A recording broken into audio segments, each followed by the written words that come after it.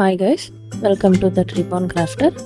ఈరోజు నేను వీడియో గురించి కాకుండా నా రియల్ లైఫ్ ఇన్సిడెంట్ ఒకటి చెప్పాలనుకుంటున్నా. ఒక చిన్న స్టోరీ లాగా. నేను ఫైనల్ ఇయర్లో ఉన్నప్పుడు, సో అగ్రికల్చర్ బీఎస్సీలో 6 months ఫైనల్ ఇయర్లో ఒక ఊరికి పంపిస్తారు ప్రాజెక్ట్ వర్క్కి, ఒక విలేజ్కి. అక్కడ 6 months ఉండి ఫీల్డ్ వర్క్ నేర్చుకోవాలన్నమాట. అలాగా ఒకరోజు ఫీల్డ్కి వెళ్ళాం. మార్నింగ్ ఎప్పుడో 8 o'clock అట్లా. సో ఎండ ఎక్కువ రాకముందే ఫీల్డ్కి వెళ్తే త్వరగా వచ్చేయచ్చు అని జనరల్గా ఫీల్డ్స్కి అంతా పొద్దున్నే వెళ్ళిపోతారు కదా, అలాగే వెళ్ళాము. మేము ఒక 12 members ఒక గ్రూప్, అంటే ఇట్లా గ్రూప్స్గా డివైడ్ చేసి ఒక్కొక్క విలేజ్కి ఒక్కొక్క గ్రూప్ని పంపిస్తారు. అట్లా మా గ్రూప్లో 12 members ఉన్నారు. సో 12 మంది వెళ్ళాము. ఇంకా 1 o'clock అట్లా అయిపోయింది ఫీల్డ్ వర్క్. ఫుల్ ఎండ, సమ్మర్లో ఇంకా పేలిపోతోంది ఎండ. మధ్యాహ్నం 1 o'clockకి 1 o'clock పైనే అయిపోయింది అనుకుంటా. సో రిటర్న్ రావాలి. ఏమవుతుందంటే జనరల్గా ఫీల్డ్ వర్క్కి నడుచుకుంటూనే వెళ్తాము, వచ్చేస్తాము, నడుచుకుంటూనే రిటర్న్ వస్తాము. ఏమి ఉండదు చేతిలో, ఒక వాటర్ బాటిల్, మొబైల్, అంతే అనమాట. ఏం డబ్బులు అట్లా క్యారీ చేసేది అట్లేముండదు. ఎక్కడైనా పడిపోతుంది, ఎట్లా అంటే అక్కడ పెట్టేసి దిగాల్సి ఉంటుంది ఫీల్డ్స్లోకి అని అవేం క్యారీ చేయమన్నమాట. Only mobile and water bottle. So return వచ్చేటప్పుడు ఆ రోజు అని చాలా దూరం వెళ్ళాము. చాలా ఆల్మోస్ట్ ఒక 8-9 kilometers దాకా నడిచింటాము. వర్క్ ఫినిష్ చేయాలి ఆ రోజు. అవన్నీ స్టెప్స్ ఏవో సిరీస్ ఆఫ్ ఇవి ఉంటాయి కదా, కల్టివేషన్ ప్రాక్టీసెస్, అవన్నీ చూడాలి అనేసి ఇంకా చాలా లేట్ అయిపోయింది. సో రిటర్న్ వచ్చేటప్పుడు ఇంకా షేర్ ఆటోలో వద్దాము అనేసి అందరూ నిలుచుకున్నాం మెయిన్ రోడ్లో. బయటికి అదొక పెద్ద ఫీల్డ్స్ నుంచి మెయిన్ రోడ్కి బయటికి రావడానికి అబ్బా చాలా పడుతుంది అనమాట. అయితే ఇప్పుడు డబ్బులు లేవు ఎవరి దగ్గర, ఎవరు క్యారీ చేయలేదు కదా. ఇది 10 years బ్యాక్ ఇన్సిడెంట్ నేను చెప్తాను, 2014 ఆ టైంలో. సో యూపీఐస్ కూడా లేవు, ఫోన్పేలు అలాంటివి ఏం లేవు. చాలా ఏజ్ అయినట్టుగా అనిపిస్తుంది. ఎనీవే, సో డబ్బులు లేవు, ఒకరి ముఖాలు ఒకరు చూసుకుంటున్నాము. కరెక్ట్గా ఒక అమ్మాయి, let's say her name is X, ఆమె మాత్రం తెచ్చుకొనింది. సో ఈ ఇన్సిడెంట్కి ముందు ఒక ఫ్యూ వీక్స్ కూడా కాదు, ఒక 1 week 2 weeks బ్యాక్ నాకు ఆ అమ్మాయికి ఒక ఫైట్ జరిగిందన్నమాట. ఏదో ఆర్గ్యుమెంట్, ఒకరి మీద ఒకరు మాట్లాడుకుంటే ఇంకా ఆర్గ్యుమెంట్ పెద్దదైంది. ఇద్దరం మాట్లాడుకోవట్లేదు. కోపం అని కాదు, డిస్సాటిస్ఫాక్షన్ అట్లే మెయింటైన్ అవుతూ ఉంది. సో ఏమైంది, ఆ అమ్మాయి నా దగ్గర ఉన్నాయి డబ్బులు అని, అబ్బాడా అని అందరూ ఒక్క నిమిషం రిలీవ్ అయినామన్నమాట. అయితే ఈ అమ్మాయి ఏం చేసింది, నేను ఈ పాపకు మాత్రం పెట్టను అనేసి అనింది. అంటే ఆమె ఫ్రీగా ఇస్తుందని కాదు, ఆటో డబ్బులు మళ్ళీ రూమ్కి వెళ్ళిన తర్వాత ఇచ్చేస్తారు ఎవరి షేర్ వాళ్ళు. అయినా కూడా ఈ అమ్మాయి నాకు పెట్టను అనింది. అందరూ, నేను ఒక నిమిషం ఏమన్నా సరే, నేను వెంటనే వచ్చి ఇంకా సరేలే నో ప్రాబ్లం అనేసి ఆగిపోయా. ఆటో వచ్చింది, ఆగింది. ఇక్కడ మ్యాటరు ఆ అమ్మాయి డబ్బులు ఇవ్వండి కాదు, అమ్మాయి నాకు పెట్టను అని ఉండేది కాదు. మిగతా వాళ్ళంతా ఇంకా 10 మంది ఉన్నారు కదా, నేను ఆ అమ్మాయి పోను, ఏ ఒక్కరు కూడా నువ్వు చేసింది తప్పు, నువ్వు చేస్తాండే తప్పు అనేసి చెప్పలా. ఏ ఒక్కరు కూడా నేను నీతో వస్తానులే, పోన్లే, నువ్వు ఒక్కటే ఎట్లా నడుచుకుంటూ వస్తావు అని కూడా అనలేదు. అందరూ ఆటో ఎక్కినారు, వెళ్ళిపోయినారు. నేను ఒక్కదాన్నే రోడ్లో ఉన్నా. ఇంకా గమ్మున వచ్చేసాను అనమాట. నాకు ఇంకా రూమ్కి రావడానికి ఒక 40 minutes పట్టింది. రూమ్కి వచ్చిన తర్వాత ఇది ఇంకా హైలైట్, ఏ ఒక్కరు కానీ వచ్చి apologize something, they had to talk something కదా. ఏం మాట్లాడలేదు, ఎవరి పనులు వాళ్ళే చేసుకుంటున్నారు. అసలు ఇలాగ ఒక ఇన్సిడెంట్ జరిగిందని ఏం చేయాలి, నేను కూడా పోయి ఏం గొడవ వేసుకోలే, గమ్మునున్నా. నేను నవ్వుతానే మళ్ళీ మాట్లాడతాను, నేను నార్మల్గా ఉన్నా, ఎవరి మీద గ్రడ్జ్ కోపం అంటే ఒక హ్యాలోనెస్ వచ్చేసింది అనమాట. ఏం మాట్లాడతాము వాళ్ళతో, ఏమన్నా ఆర్గ్యూ చేస్తాము. ఇక్కడ ఆ అమ్మాయి నాకు పెట్టలేదు అనే దానికన్నా నాకు పెట్టాల్సిన పని కూడా లేదు, ఎందుకంటే మేము ఇద్దరం గొడవ పడినాము. ఆ అమ్మాయి నా మీద కోపంతో ఉంది, నేను ఆ అమ్మాయి మీద కోపంతో ఉన్నా. కానీ నేను ఒకవేళ ఆ అమ్మాయి ప్లేస్లో ఉండింటే నేను ఖచ్చితంగా పెట్టినింటా, అది వేరే స్టోరీ. ఎందుకంటే అందరికీ నేను పడి హెల్ప్ చేసే టైప్ అనమాట. ఆ క్యారెక్టర్ మాత్రం ఇప్పటికీ పోలే. సో ఇక్కడ ఆ అమ్మాయి మీద కోపం లేదు, her anger was justified, whether it is right are wrong. మిగతా వాళ్ళు అసలు ఏమి అవసరమైనా, ఏం కావాలన్నా ఫస్ట్ వచ్చి నిలుచుకునేది నా ముందర. వాళ్ళు యాక్సెప్ట్ చేసినా చేయకపోయినా one way or the other వాళ్ళకి నా హెల్ప్ ఎట్లా ఎంత చిన్న తుకుడా విషయమైనా కూడా నేను ఏదో ఒకటి చేసింటా వాళ్ళకి. అట్లా అంత ఎప్పుడూ వాళ్ళ విషయాల్లో ఇన్వాల్వ్ అయ్యి మింగిల్ అయ్యి ఉండేదానికి ఎవ్వరు కూడా నిలుచుకొని ఒక బ్యాకప్, ఒక సపోర్టు ఎవ్వరు ఏం చేయలేదు. ఆఫ్టర్ 10 years నేను ఇది ఎందుకు మాట్లాడుతున్నా అంటే ఈ విషయం కూడా ఎవ్వరికి తెలియదు. మా తమ్ముడికి చెప్పా, అది కూడా ఎప్పుడు ఒక 2-3 years బ్యాక్ చెప్పినాను అనమాట. ఇది కాలేజ్లో జరిగినప్పుడు ఎవరికి తెలియదు. అంటే మేబీ వాళ్ళు మాట్లాడుకొని అట్లా ఏమన్నా తెలిసిండొచ్చేమో, లేదా అసలు ఎట్లని చెప్పుకుంటారో కూడా తెలియదు. మరి ఇట్లా వదిలేసి వచ్చినాము అని ఎవరికి చెప్పలా. సో ఇప్పుడు ఎందుకు చెప్తున్నా అంటే ఇప్పుడే రీసెంట్గా ఫ్రెండ్షిప్ డే కూడా పోయింది కదా, అందుకని కాలేజ్లో వచ్చే ఫ్రెండ్స్ అందరూ నిజంగా ప్యూర్ ఫ్రెండ్స్ కాదు. రిలేషన్స్ అన్నీ అందరికీ దొరకవు అట్లా ప్యూర్ రిలేషన్స్. అట్లా దొరికితే చాలా లక్కీ. అట్లా దొరకలేదంటే అది మాత్రం బాగా గుర్తుపెట్టుకోండి. కాలేజ్లో వచ్చే ఫ్రెండ్షిప్స్ అన్నీ అవసరం బేస్డ్గానే ఉంటాయి. అవసరం తీరిపోతే ఆగిపోతుంది. ఎవరైనా మెయిన్గా అది హెల్పింగ్ నేచర్ ఎక్కువ ఉన్నవాళ్ళు పడి మీద పడి అని హెల్ప్ఫుల్ చేసి, అసలు కామెడీ ఏమంటే కాలేజ్లో ఎక్కడ ఏం గొడవ జరిగినా దాంట్లోనే, గొడవ అంటే గొడవ కాదు, ఎవరికైనా ఏమైనా హెల్ప్ అయితే నాకు సంబంధం లేకుండా కూడా నేను దాంట్లో ఉండింటా వాళ్ళకి హెల్ప్ చేసేకి. సో అట్లా ఎవరన్నా ఉంటే వద్దు, ఆగిపోండి, తగ్గిపోండి. ఎవరు మీకోసం నిలుచుకోడు వచ్చి, మీకు ఏం చిన్న విషయం కావాలన్నా కూడా. అసలు ఇలాగ ఎన్నో ఇన్సిడెంట్లు ఉన్నాయి. ఇప్పుడు అవన్నీ గుర్తు చేసుకుంటా అంటే ఇదంతా నాకు ఫస్ట్ ఇయర్ సెకండ్ ఇయర్లోనే టీజర్ల లాగా వచ్చినాయి అన్నమాట. నేను అవేం పెద్ద పట్టించుకోలే. పిచ్చిమాలోకాలు ఉంటారు, పిచ్చిమాలోకాలకి చెప్తుండేది ఇది, జాగ్రత్తగా ఉండండి. నమ్మేసి మళ్ళీ ఫీలింగ్లు, ఆ ఎమోషనల్ బ్యాగేజ్ అది ఎప్పటికీ క్యారీ అవుతుంది. కోపము, బాధ అట్లేం ఉండదు, కానీ ఒక రకమైన ఒక బ్యాడ్ ఎమోషన్ని వెనకాల వదిలిపెట్టేస్తుంది అనమాట. ఇట్లా ఏమన్నా ఇన్సిడెంట్స్, ఒక బిట్రేయల్ ఇన్సిడెంట్స్ అన్నీ.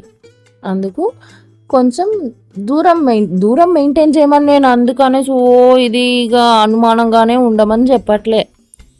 ఎంత లిమిట్లో ఉండాలో అంత లిమిట్లో. మంచిగా ఫ్రెండ్స్ ఉన్నారు, రెసిప్రొకేట్ చేస్తున్నారు, అంతా అప్రిషియేట్ చేస్తున్నారు మీరు చేసేది అన్నప్పుడు వెళ్ళండి, గుడ్. లేదనుకోండి మనకి టీజర్లు కనిపిస్తాయి అనమాట ఫస్ట్లోనే, అది నోటీస్ చేయాలి ఫస్ట్. అట్లా చేసుకుంటా ఉంటే బెటర్. లేదంటే ఆ ఎమోషనల్ బ్యాగేజ్ ఎప్పుడు మనం లైఫ్ లాంగ్ మెయింటైన్ చేస్తూనే ఉంటాము. అదే అనమాట మ్యాటరు. ఇన్నేళ్ల తర్వాత చెప్పిన రీజన్ అదే. మేబీ నాకు ఇప్పటికన్నా ఆ బ్యాగేజ్ తగ్గుతుందేమో చూడాలి. వీడియో విషయానికి వస్తే ఈ మోడల్ నాకైతే ఇంటర్నెట్లో ఎక్కడా కనిపించలే. అంటే ఆ పాట్ మోడల్ ఉంది, లైట్స్ పెట్టి, ఇట్లా పాట్కి లైట్స్ పెట్టి దీని లోపల ఫిల్లింగ్ ఏదైనా కూడా ఫిల్ చేసుకోవచ్చు. పేపర్స్, కార్డ్బోర్డు, వేస్ట్, చెత్త చెదారం ఏదున్నా కూడా. అట్లా అనేసి క్లే అలాంటివి పెట్టకండి. క్లే కానీ, మైదాలు కానీ, క్లే బాల్స్ అంటే హోమ్ మేడ్ క్లేస్ ఈ మధ్య ఎక్కువ ఫేమస్ అవుతున్నాయి కదా, ఫోమ్ క్లేస్ అని, అలాంటివి పెట్టకుండా పేపర్స్ ఆర్ కార్డ్బోర్డ్స్ పెట్టేది బెటర్. జస్ట్ ఫిల్లింగ్కి వెయిట్ ఉంటే కింద పడిపోకుండా ఉంటుంది కాబట్టి, అది ఫ్లవర్స్ పెట్టినప్పుడు ఇంబ్యాలెన్స్ ఉండకుండా ఉండడానికి.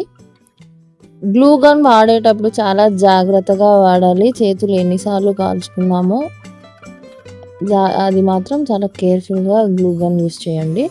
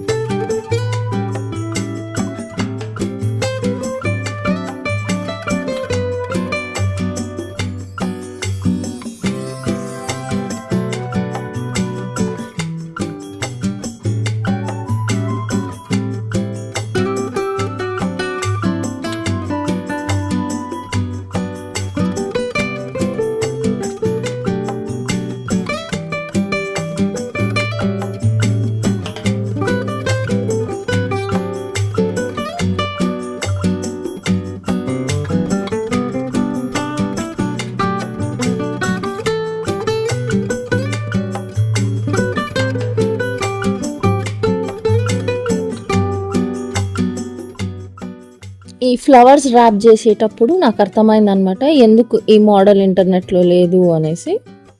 అంటే ఈ మోడల్ ఉంది లైట్స్తో, ఎలాగా ఉందంటే ఇట్లా కింద గ్రీన్ స్టెమ్ లేకుండా ఇప్పుడు నేను స్ట్రింగ్స్ పెడుతున్నాను కదా లైట్, ఆ స్ట్రింగ్కే నేరుగా ఫ్లోరల్ టేప్ ఫిక్స్ చేసేసి అటాచ్ చేసేసి దాన్ని నేరుగా బేస్కి అటాచ్ చేసి ఉందన్నమాట. కింద మళ్ళీ ఎక్స్ట్రా గ్రీన్ కలర్ పైప్ పెట్టి దాని నుంచి బేస్కి అటాచ్ చేసి ఫ్లవర్ పాట్ లాగా లేవు. ఈ స్ట్రింగ్ లైట్స్ ఇవంతా ర్యాప్ చేయడానికి 6 hours పట్టింది నాకు. పాట్ మొత్తం ఫ్లవర్స్ అవి చేయడం ఒక 2 hours పని అయితే మిగతాదంతా 6 hours పట్టింది. రీజన్ వచ్చి నాకు ఆ స్ట్రింగ్ కనిపించకూడదని ఫ్లోరల్ టేప్తో మొత్తం ఆ గ్రీన్ పైప్ మొత్తం చుట్టాను అనమాట. ఫెయిరీ లైట్ స్ట్రింగ్ ఇది కొంచెం మెటాలిక్ కలర్లో ఉండి లైట్ పడినప్పుడు స్ట్రింగ్ బాగా కనిపిస్తూ ఉంది. యాక్చువల్లీ అలాగే ఉన్నాయి మోడల్స్ అన్నీ, చాలా మోడల్స్ అలాగే వదలచ్చు, నేను వదలలేదన్నమాట. ఈ ఫ్లోరల్ టేప్ వాడేటప్పుడు కొంచెం స్ట్రెచ్ చేయాలి. స్ట్రెచ్ చేయడం వల్ల దాంట్లో ఉన్న గ్లూ అనేది రిలీజ్ అవుతుంది. మన హ్యాండ్ వార్మ్త్ వెచ్చదనంకి ఆ గ్లూ స్టిక్కినెస్ వచ్చి అతుక్కుంటుంది ఈజీగా. సో వాడే ముందు కొంచెం స్ట్రెచ్ చేయాలి.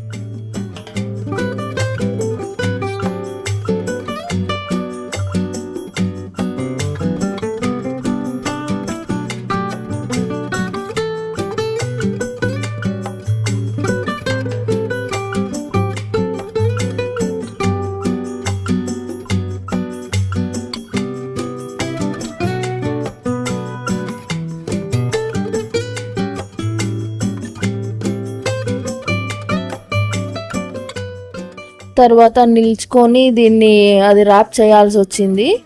అన్ని లైట్స్ అటాచ్ అయి ఉండడం వల్ల కష్టమైందనమాట ఫ్లోరల్ టేప్ ర్యాపింగ్. మీరు ఈ మోడల్ ట్రై చేసేట్టుగా ఉంటే గ్రీన్ టేప్ ర్యాపింగ్ వదిలేసేయండి, పెద్ద డిఫరెన్స్ ఉండదు. ఆ జిగ్లీనెస్ కూడా తగ్గుతుంది. అది గ్రీన్ పైప్ మాత్రమే పెట్టామంటే బాగా ఇట్లా ఊగుతుంది అనమాట ఫ్లవర్ మాత్రం. కానీ ఇప్పుడు టేప్తో టైట్ చేయడం వల్ల జిగ్లీనెస్ అనేది తగ్గి కొంచెం స్టిఫ్గా అవుతుంది flower. So floral tape wrapping ఏం పెద్ద నెససరీ కాదు. మీకు ఆ వైర్ కొంచెం కనిపించిన హ్యాండ్మేడ్ ప్రోడక్ట్స్ అలాగే ఉంటాయి, వైర్లు అవన్నీ కొంచెం బయటకి కనిపిస్తుంటాయి. It's not a big issue. అది నేను చేసిన తర్వాత రియలైజ్ అయ్యాను. పర్లేదు, టైం పెద్ద ఇష్యూ కాదు, చేయగలమంటే ర్యాప్ చేసుకోండి, లేకపోతే you can skip that part entirely.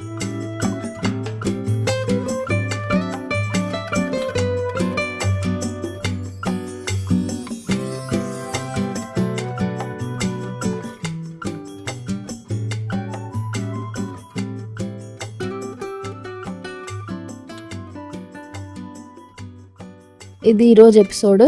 ఇంకో ఎపిసోడ్లో మళ్ళీ కలుస్తాం. చెప్పిన విషయాన్ని రాంగ్ సెన్స్లో తీసుకోకుండా ఉంటారని ఆశిస్తూ signing off. By, take care.